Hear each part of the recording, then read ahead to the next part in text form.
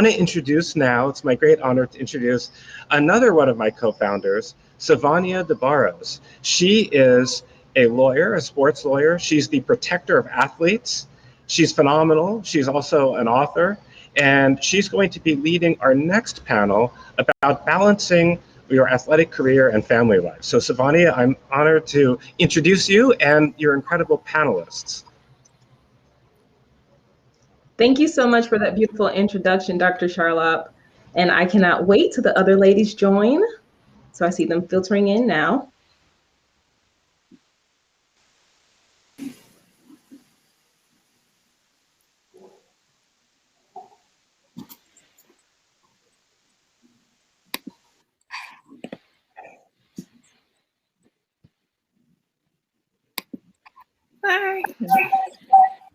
Hi, everybody. So I'm going to ask you to mute while one of us is talking so we don't get any feedback. Dr. Gregory just gave us a beautiful introductory to this next segment. And as he stated, I am the protector of athletes, a law firm, business owner, first generation lawyer, and author amongst other things. And so without further ado, I definitely want my panelists to introduce themselves. So let's start with Teddi, since she's on my right. Go ahead with you, and then we'll. All right, my name is Teddi Domann, and I am a founder of the Women in Sports Business Conference, which we just had back in April, where at the Women in Sports Business Conference, our goal with these various conferences and seminars that we're doing is to actually provide speakers that serve as mentors on various topics or areas of expertise. So hopefully you guys will join us sometime.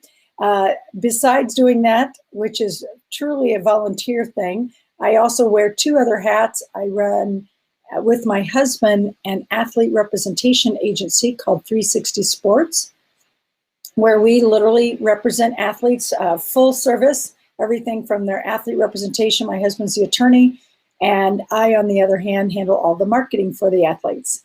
And then the second hat I wear is that we started a nonprofit 16 years ago called Pro Football Camp, and we run a youth football camp for 7 to 14-year-olds. And this year we're launching, in fact, just this weekend, a new high school event called Quest for Seven. So stay tuned on more information about that. Thank you so much. Hello, I'm Lashinda Demus, a two-time Olympian in the 400-meter hurdles. In the London Games, I medaled the silver. In 2004, I was still a college athlete, so I didn't medal in that games, but those are the two games that I competed in. I'm a former American record holder in my event as well. And currently, I am, I guess, what you consider an athlete services consultant. Basically, I deal with different organizations or small businesses or anything that you invite athletes to be a part of. I can give you an example. If it's a track meet that you're organizing, I'm there to check out the event to make sure that it's suitable for athletes. If things are missing that, you know, athletes might require, because I know these things like that. And also a consultant for athletes, professional, even youth athletes and parents. And I do some private training as well. So that's what I do. Thank you. Hi, my name is Kasten Spethmann, and my background is that I was a professional windsurfer after college. So I spent 4 years traveling around the world, and I try to tell everybody, you know, I had my 4 years of academic education, and then I got 4 years of life education, because most of my time was spent in emerging countries. And so I learned a lot, loved being an athlete, still consider myself an athlete, but not on that level anymore. From there, I ended up in the world of venture capital, where I spent about 17 years raising money for companies and then eventually raising a fund and deploying capital. When I left that world, I started a consumer products good company. I invest in companies. I have a service-based company. And that's all pretty part-time. Full-time, what I do is I advise founders on how to raise their own capital, how to figure out the best strategy for launch, how to avoid major mistakes. with the focus being on athletes that want to become entrepreneurs. So one of the things that I learned in the last 20 years of my life is that athletes already embody the attributes that it takes to be super successful as an entrepreneur. Yet a lot of athletes don't make that correlation. And so when they're struggling after they leave their sport, I want to be there to help them understand, look, you've already polished all of these things that it takes to be super successful as an entrepreneur in any category. Things like bouncing back after a setback, right? Long-term goal setting, being coachable, working with a team, being willing to make sacrifices. Those are all things that are kind of harder to teach an entrepreneur. So I want to be there to let athletes know that there's a definite correlation, give them language around that, help them see their transferable skills. And that is my big passion these days, helping athletes become entrepreneurs. All right, thank you guys. And as you all can see, we have a very, very great group of women here who are going to pour into you today. And so I want to reflect back to our title for this segment, Balancing Family Life with Your Athletic Career. I think it's so important, okay, that we start off by defining what is balancing family life, because many people have many different answers or responses to this. And so I want to ask my panelists, what is family life to you? Let's start off with Teddi. Well, having spent 18 years in corporate America and the last, last 8 of those actually balancing being a working mother, for me, it is really setting priorities. You've got to establish within yourself what are those things that are uncompromisable. And I will say not 100% of the time, but like 95% of the time that you're saying, these are the things that are really important to my family and me. And you've got to have those conversations up front with the people that you work with on your team, as well as if you work within a corporate world. So, finding that right balance for you and for your partner and for your family, whatever that makes sense, that to me is life balance. I use an analogy with our athletes when I'm helping them to deal with the family life balance, and we use a bullseye analogy. And so we always say, what are the things that absolutely are in your bullseye? Like, these cannot change. Like, my life is not complete without these. And generally, I will say, having represented NFL athletes for 20 plus years now, is that the 3 that are usually their faith, family, and football, and typically in that order. Everything else we can either our team ends up helping them and doing that kind of work for them, or we end up outsourcing it for them. It doesn't mean that they aren't involved. It doesn't mean they don't keep their eye on it. Things like handling their taxes, they can hire a tax accountant that can handle that, as an example. So I'll come back to the question, which was, how do I define work-family balance? And I would say you have to go back to, what are your values? What are the most important things, and identifying what's your bullseye. Thank you. I want to go over to Kasten, because as we prepare for this panel, it's so important that you guys understand how diverse these women are. And so Teddi and Lashinda both are mothers. Kasten does not have natural children. And so with this question, I really, really want to hear your thoughts, because you aren't a mother, that has also given you additional freedoms, right? And you've been able to carve out a beautiful life for yourself. And so sometimes people may not see or think of family life being a woman who is single without kids, or even a married woman without kids. They may not see that as family life. So how do you balance your work life and your family life without having children? So I think it's important if I start off by saying that, I made a choice not to have children, partly because I was very in tune with what my goal in life was, what was important to me. And so I was able to make that decision that wasn't a route that I wanted to go. That doesn't mean that I don't have a ton of people in my life. And I probably have more people that call me Aunt Kasten than most people have, biological nieces and nephews. And I'm honored by that. I spend a lot of time mentoring younger people. So I did make that conscious decision. That didn't mean that I was like, oh, I'm free and I have all this free time and I don't have to, commit to anybody. So I have a mom who's almost 82 years old. She lives in Southern California. I'm in Oregon. I do all of her banking, insurance. I talk to her every day. I help her with everything. I have a husband, a dog, and then my husband has this huge family. So it really, it does still take some time to balance all of that out. But the other thing is, if you think about like the path that I chose, I went from windsurfing where you travel constantly, right? There was no way that there was a way, but I knew that would not be a good life for a child or even a spouse at that point, because I was traveling constantly. Then the rest of my life, I've been an entrepreneur, and I work enormous amounts of hours, especially early on, because you have to get yourself established. And I also thought, well, even though people were telling me, oh, it's selfish that you're not having kids, I thought, well, I think it's selfish if I did have kids and then didn't spend time with them, or I didn't get married till I was 45 years old.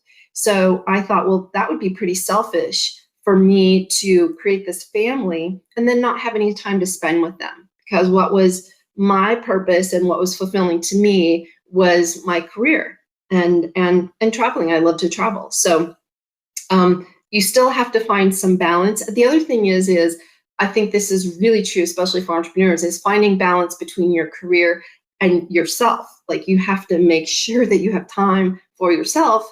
Otherwise, you become this robotic machine that just works. And so it's, self-care and having some time for fun and stuff like that. So it's just a little bit different spin on it. But yeah, balance exists no matter how big or small of a family you have. I agree. And I definitely agree to that last point you made, because you can end up burning yourself out so much by, trying to be all things to everybody over here and all things to everybody in the next place. And it's just too much, because you can't cut yourself in half, right? And so then you end up doing a disservice to yourself. So I want to bounce over to Lashinda, because as an Olympic athlete, okay, we know the rigors and the time commitment that goes into developing that craft and being the best, being the top of the best, the cream of the crop. I want to know how you juggled a sports career with children, and whether you found balance in the midst of it all. And if you did, how did you find that balance? Because there's so many athletes out there who may want to start a family or who already have a family, but not really sure, how do I make it all work? Right. So that's like it's a huge question. It's a lot of things in that at once. But let me start by saying I have 4 boys right now. So I have twin boys that are 14, and then I have a 1 and a 2-year-old. So at the time when I was running professionally, I had my twin boys, and that was at that time, the height of my career. But afterwards, I ended up, competing and breaking all the records and the medals and all that after I had them. Again, I didn't think that would be possible, but that's what happened. And the funny thing is that this question was asked of me then. It's always asked now. And I always say it's like no such thing as balance. It's no such thing. And I like the concept Teddi has of the bullseye, because I just looked at it as prioritizing, and someone in the chat said that, and that's always what I said. I said, I had to prioritize every day, which would take precedence. So for instance, I had a back injury basically my whole career, and I had so much care that I had to do to kind of upkeep it and all that stuff. If I had a tough day at the track and my back was killing me, I would have to call the chiropractor and say, hey, I think I need to come in now, this, that, and the other. And maybe I might have had a soccer game that I had to go to for the twins as well. Well, my health and my back and the way we eat comes first. So we're going to miss the soccer game today because I have to go take care of my back. Now, and that's literally how I took it every day. Different things were priorities daily. Nothing was the same priority for the full year. So that's my recommendation. And that's what I tell other moms that have kids, because you would drive yourself crazy thinking that this word balance is really possible. And it's not. It's not possible. You have to have priorities. And like she said, your value system should be set up, and it's easier for you to prioritize if you have that value system. Like she said, so I like the concept of the bullseye. I don't know about you guys, but have you ever heard anybody say that they have the balance thing figured out? I mean, I wish we would just not even use that word. I have never. I think we all have little tricks that work for us or tips we can offer. And I will say, I do think it's not, I don't want to say a daily struggle, because that just sounds too hard. You know what I mean? You know what? I just want to hit the too hard button and check out. But I do think it's just something that we have to be very cognizant of. And as we plan our days, you know, I don't know if you guys remember Stephen Covey. I know I'm that old.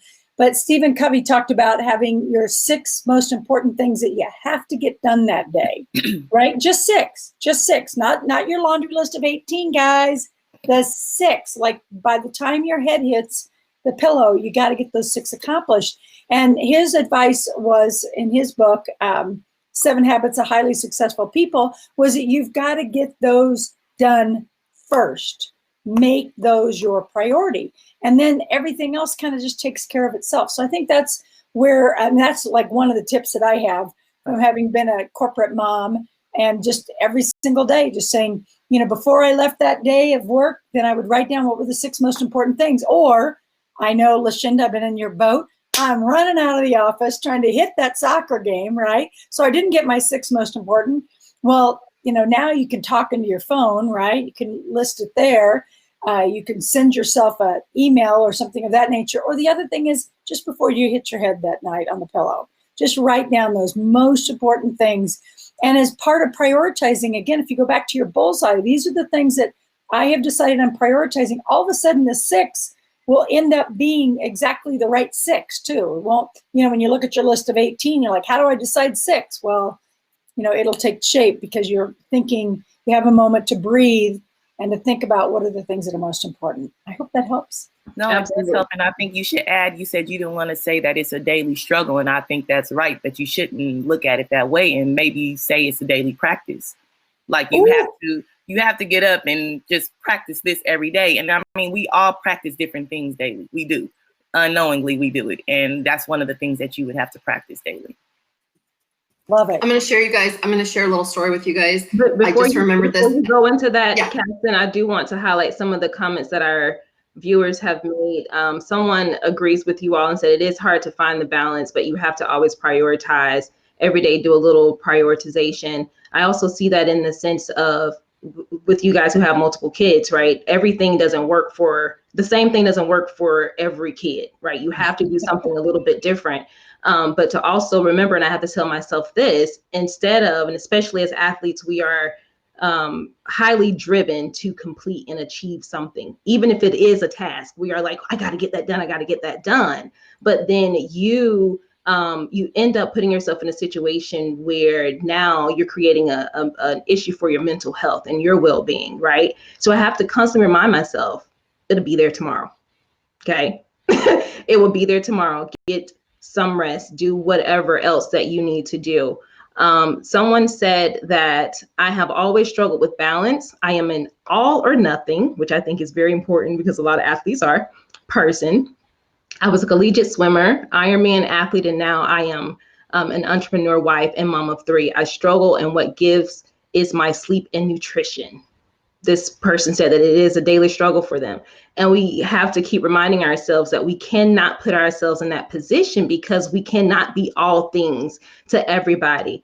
Teddi, you shared with us before that you have to set boundaries at work around what it is that you're going to do. I will give you an option to do X now or X later, but I'm making a decision to prioritize something now that means more to me, and whatever you have will get done at a different time. Well, here's one example. I'll just give you one example. I have 3 kids, by the way. I don't think I ever gave that in my introduction. And all of them are strong-willed. So, like when I read Dobson's Strong-Willed, I'm like, I think there's another gear. And literally within months of having my daughter, he came out with a very strong-willed child. I had 3. Literally, I won't go into detail. It's been confirmed even in high school when they did all the testing. All 3 of them are lions. So I'm talking major personalities, major, need you kind of stuff. So I'll go back to one of the things that I did and the sacrifice, that balance there. If I go back to the bullseye, faith, family, football was so important to me. Football wasn't, but my career, faith, family, and my career. And so one of the things that I did is I actually had a nanny when the kids were younger. And I know a lot of people I don't want my kid to be raised by a nanny. No. My kid wasn't raised by a nanny. The nanny helped with the laundry. They helped with the errands. They helped with all that kind of stuff. When I was gone those, hours, we had various activities set up for them to do. They had a schedule. She kept that schedule with the kids. And some people might say, I can't afford a nanny. Yeah, we didn't think we could too. But you know what we ended up cutting out? We went down to 1 eating out a meal a week, 1 meal a week. And the second thing we did is that we cut out alcohol. I know, I have my occasional drink too. But we just cut that out, and all of a sudden we could afford a nanny. So guess what? When you look at the work-life balance and where you got to give, find those things that you can give that enable you to have the kind of life that you want. Now, I love to cook, but you know what? The kids did not need to, they didn't care if I browned the hamburger or if the nanny did it, right? So I arranged for those kinds of things to be done. I also paid for a housekeeper. That was another thing that we made some other sacrifices for. So that, again, go back to one of the other questions about being burnt out and not sleeping and all that kind of stuff. 100% get it. You're going to have to make sacrifices in various areas to make your goals something that you can live with, a lifestyle that you love.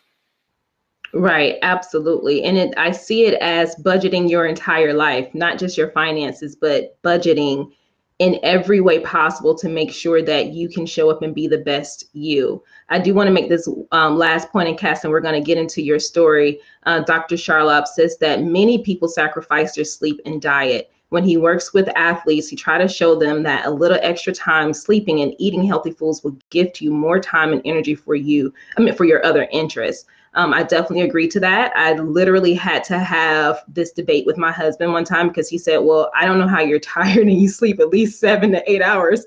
I said, because there's a study that shows women need at least 10 hours of sleep to be extremely productive. Yeah. And I was on to something. I was definitely on to something. But to highlight one of your points about not having to do everything in the household, I struggled with getting a nanny at first because as women, we carry this torch like we're supposed to do everything, right? We are superwoman. And then I can get even deeper in the Black community. There's a saying around Black girl magic, like we have to carry every single thing. And so I felt like I wouldn't be a good mom if I got a nanny, or I wouldn't be a good mom if I put my kid in daycare. But then I realized how stressed I was, at home with trying to mother and parent my child, but also get my work done. And then also looking at the household things that needed to that needed to get done at home. Couldn't do it. You're stretched too thin. And guess what? Now we're both happy because there's socialization for your kid. There's me time for you. There's time for you to focus on the things that matter, especially for your work, if you're trying to figure out how to balance your athletic career. And that's a way to do that.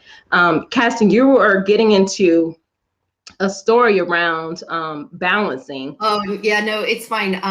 I'll just add actually that I listened to, what everybody's saying. And I struggled with it too, because I had those pressures from society and our culture. And just what you were talking about, Sivonnia, of like, you were afraid that you would look like you weren't a good mom, or you should, if you put your kid in daycare, or if you got a nanny. And I want to just point out that all of those fears are about how we would look to other people, not so much about what's best for the kids or ourselves or whatever. So I would encourage anybody who's listening, and hopefully there's some younger ladies listening, of like, hey, make sure that you're checking in with yourself of like, is this important to me, or am I worried about this because of how it's going to look to other people? Because at the end of the day, the other people part really doesn't matter, even though it can be a challenge, you know, and we still battle all of that. It's what your family needs, what you need, what your spouse needs, what your kids need, and that's all.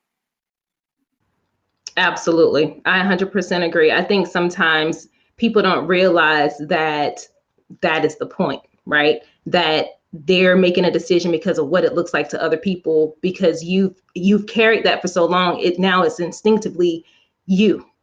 You're thinking that you need to do that because of you, whether it's environmental, whether it's societal norms. Like, we are making decisions because something or someone said this is the way that we should do it, and it's up to us to break that mold, to really step into our own and find what works for us.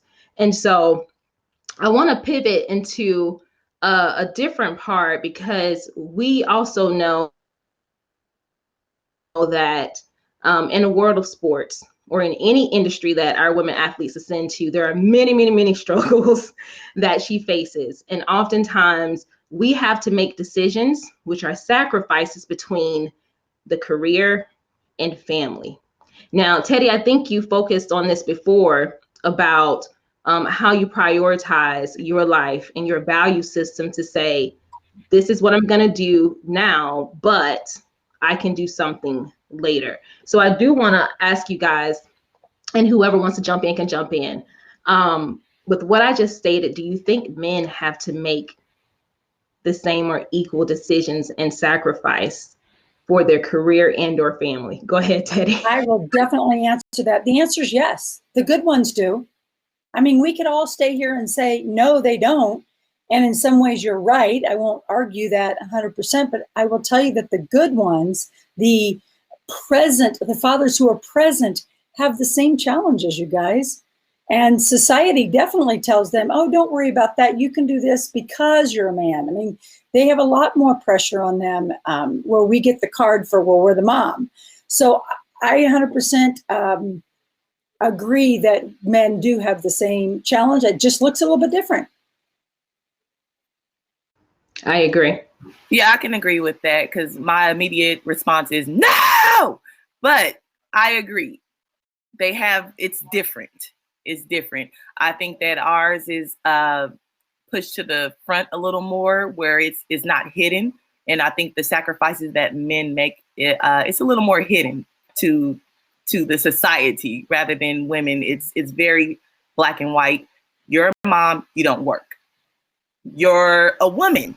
If you have a husband, you don't work. It's just things that I think it's very out front with it, with women, and with men, it's nuances to it. So I agree, it's different. Kasten, you want to say anything on that? Well, I don't really, it's different, right? Because I don't have kids and stuff, but, and I didn't get married till I was 45. And part of that was because I knew that there was going to be this pressure of, well, you're someone's wife now, or you're, I mean, I still feel it. I still like, hey, well, you're the woman, so you're the one that's going to organize the family Thanksgiving stuff. And it's like, that shit drives me crazy. And I'll disagree with what y'all are saying, in that I do still think that there's more on women's plates. I think we're just expected to do more things than men. Yes, they're expected maybe to be the breadwinner or whatever, but we have more balls in the air. I won't disagree with you on that one at all, Kasten. I will definitely 100% agree with that. And to use Sivonnia's analogy, we're expected to be superwoman. So don't disagree with you. But I also represented and worked with men, athletes who are very into their families. That's a priority for them, and seeing some of the challenges and struggles that they have, to be able to create boundaries because of that is interesting, to say the least. It's a little bit different for them. The other thing I will also just point out is that when you look at a lot of our issues, a lot of them, where do they always start? Daddy issues. And it has to do with, it was daddy present? Was daddy involved? Was daddy this?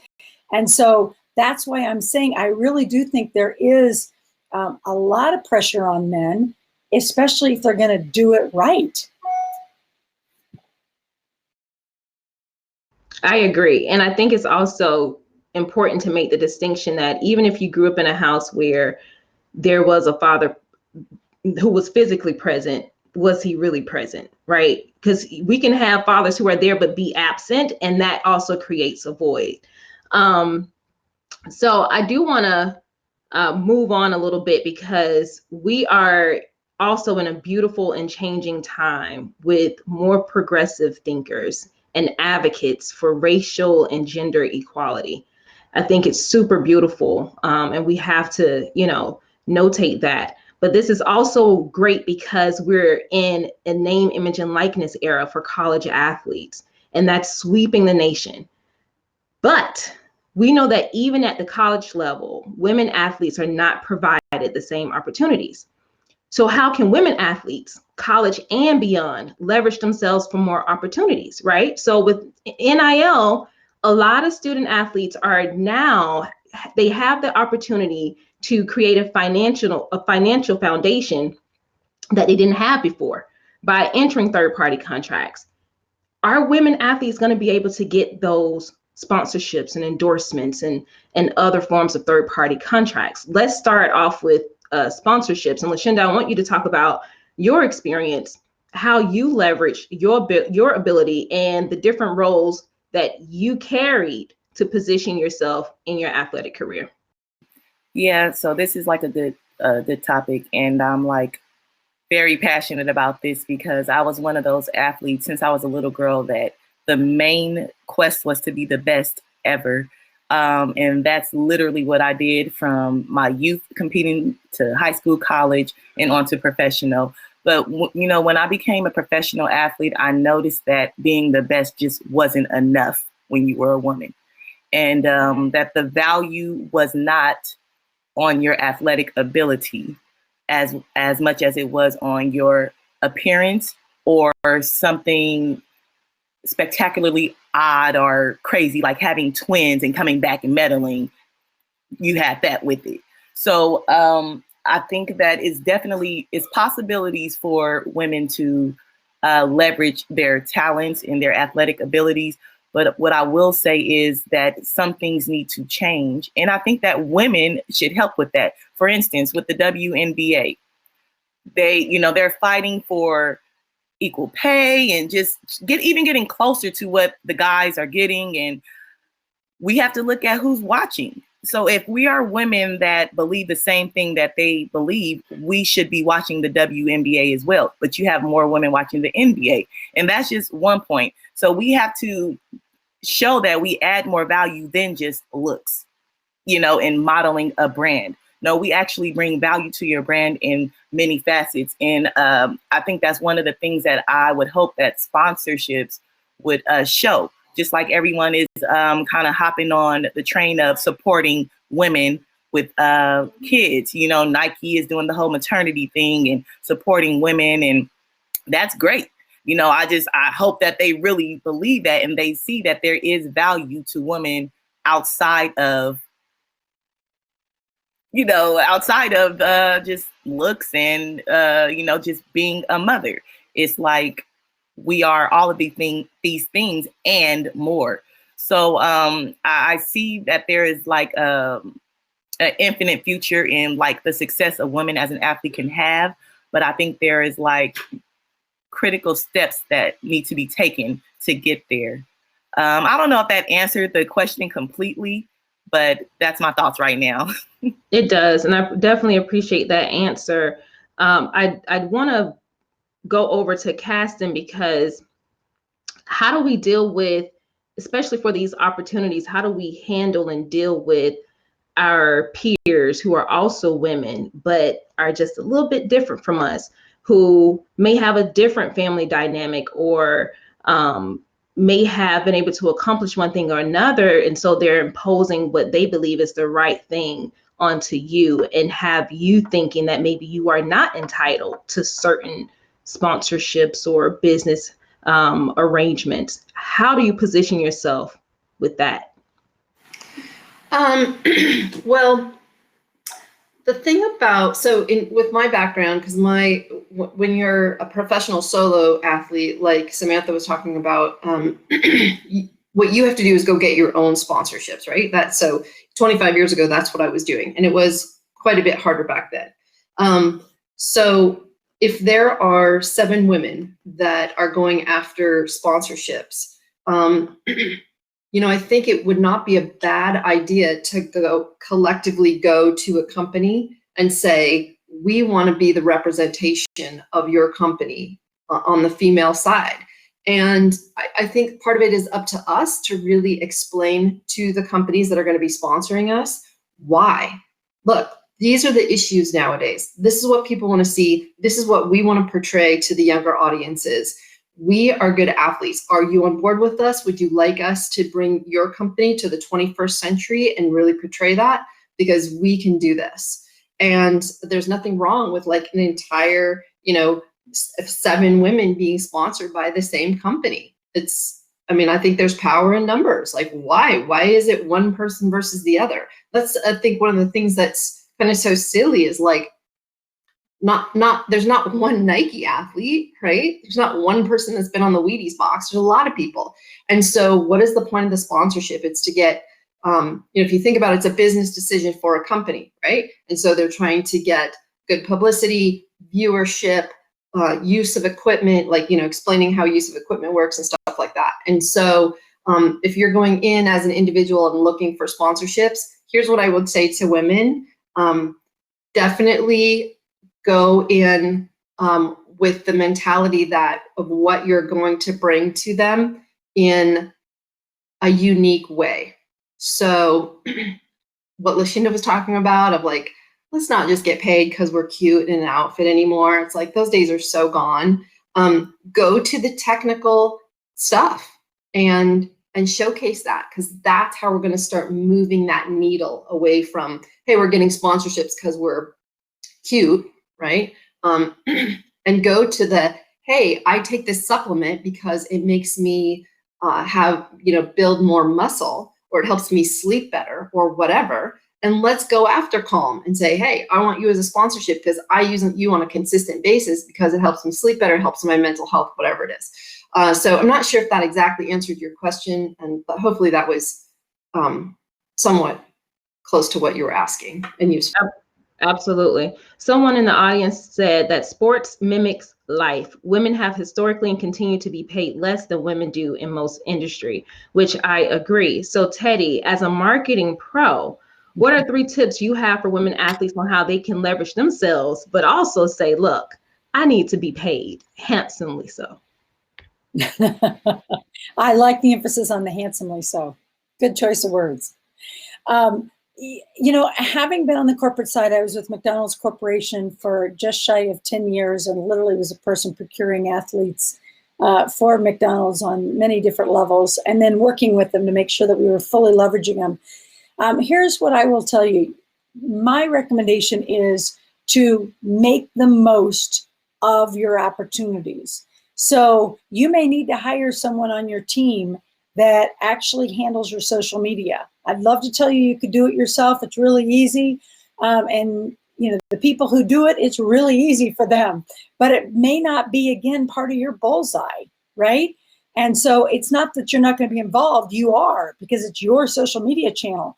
But all of the work that goes behind it in order to be able to really make all of your posts and all of the content that you're putting out there really work for you, it might be a really good idea to hire someone to help you do that on your team. Just, you got to look at it as somebody on your team, just like you have a physical therapist on your team. You've got potentially a nanny on your team, whatever it might be. You got to look at what I recommend that, because as a marketer, I didn't get involved in making decisions based upon who I wanted to meet. Okay, those days are gone. It is much more data driven. So if I'm going to go in and justify that we're going to spend 6 figures on an athlete, as an example, or even 5 figures on an athlete, I'm going to need to be able to show some type of return on investment. And that return on investment is going to be that intrinsic link to that athlete. So what are you doing as an athlete? What are you using of your assets, of who you are, to link with their brand? And it's that link with their brand. Now that's up to them as well to do marketing on their end, but it's that link with the brand that is going to make people want to try that product or want to purchase that product or that service or whatever it is. So you've got to make yourself intrinsically linked to the various products. So here's my advice for all of the athletes that we represent. In fact, I'm pretty blunt with them about this, which is, don't ask me to go out and pitch you for any client, any company, any brand, any service that you don't already spend money on. Just saying. And on the one hand, you might say that's really limiting. No, it's actually the opposite, because brands want to be affiliated with athletes that are already using their product. They don't want you to make it up. Now, you guys could probably, every single person on this call could probably go, oh, what about so-and-so? There's always exceptions, okay? But generally speaking, for most athletes, if you're already spending money at a certain bank, as an example, then trot yourself in there to the bank person and say, hey, would it be helpful if, when I come into the bank once a month to make my deposit, if I did XYZ for you? Could be appearance, could be a little Instagram reel. What would be beneficial to you? Is that something you'd be interested in? If there's a certain grocery store chain that you always use because you eat really clean, so you're in there buying the organics 4 times a week, whatever it might be, right? Those are all the kinds of things that are just naturally, you're already linked to those brands. There's no extra work for you to do. It's just you being you and marketing that out there to the world, or allowing yourself to be marketed, a little bit of both. Does that make sense? I don't know if I explained that well enough. That makes a lot of sense. And our time is up, but I want to thank you all again for taking the time to pour into women athletes of all levels. We know that balancing family life is extremely important, but also balancing just us and the things that we want and that we think that we should be doing is extremely important. When we take care of ourselves, then we can go out into the world stronger to be our best selves and to do our best work. So without further ado, I'm going to turn this back over to Dr. Charlop.